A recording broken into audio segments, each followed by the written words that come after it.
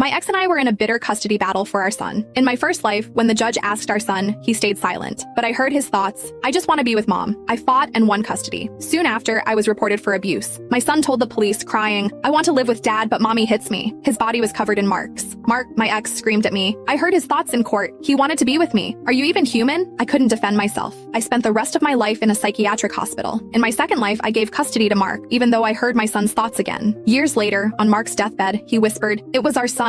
He poisoned me. He said he just wanted to live with you. He hated me for taking him from you. Now, a third time, I'm facing my young son again. Mark and I exchange a lost look. This little hot potato, who does he really want? I wish I could live with mom. I don't want to leave her. The familiar words echoed in my mind. I shuddered. This was the third time I'd heard them. I looked into my son's hopeful eyes, but the words I wanted to say were caught in my throat. The judge asked my son, Leo, again for his preference. Leo bit his lip, refusing to speak. Then I heard his thoughts again. Dad will get mad if I say it, right? I wish mom would just choose me. It was exactly like the first time. Leo wouldn't say a word, but I could hear his inner voice perfectly. In my first life, even though my financial situation was worse than Mark's, I had promised I would never remarry or have other children. The judge was moved and granted me custody. To make up for his absent father, I poured every ounce of my time and energy into Leo. I gave him the best of everything, but all my devotion earned me was an accusation of child abuse and my son's heart-wrenching screams. I hate mommy. I wanted to live with dad from the start, but she wouldn't let me. The memory of my first life was still seared into my mind. I wasn't going through that again. I pretended not to see his pleading eyes and turned my head away. The judge sighed. In that case, the court will decide based on which parent can provide a more stable and— No! Mark's voice boomed through the courtroom. I object! The judge frowned, annoyed. Mark struggled to compose himself. I request a recess. We need to discuss this privately. The judge agreed. 10-minute recess. Mark dragged me into a side room and got straight to the point. You've been reborn too, haven't you? When I nodded, Mark cursed under his breath. Last time his thoughts told me he wanted to live with me. He said you were mean to him. That's why I fought so hard to get custody. I nodded slowly. What I heard was the exact opposite. Mark stared at me, his expression a mixture of confusion and dread. Maybe you should take him, Mark said, his voice strained. In my last life, he wanted to be with you. He even poisoned me with a slow-acting toxin to make it happen. Remembering my own tragic end, a shiver ran down my spine. No thank you. I have no desire to end up back in a psychiatric hospital. Mark looked completely bewildered. What happened to our son? Who does he actually want to be with? I had no answer. He was only 10. How could he harbor such deep-seated malice toward us overnight? Our time was up. We had to return to the courtroom. When the judge asked if we had reached a decision, we both shook our heads. The judge adjusted his glasses, his displeasure obvious. Let me be clear. Even if you divorce, a minor under the age of 18 requires a legal guardian. This is a parent's legal obligation. Anything else is considered abandonment. You must make a choice. Who will be the primary caregiver? In that instant, a child's voice flooded my mind again. Mommy, I choose you. I want to be with mommy. I shot a look at Mark.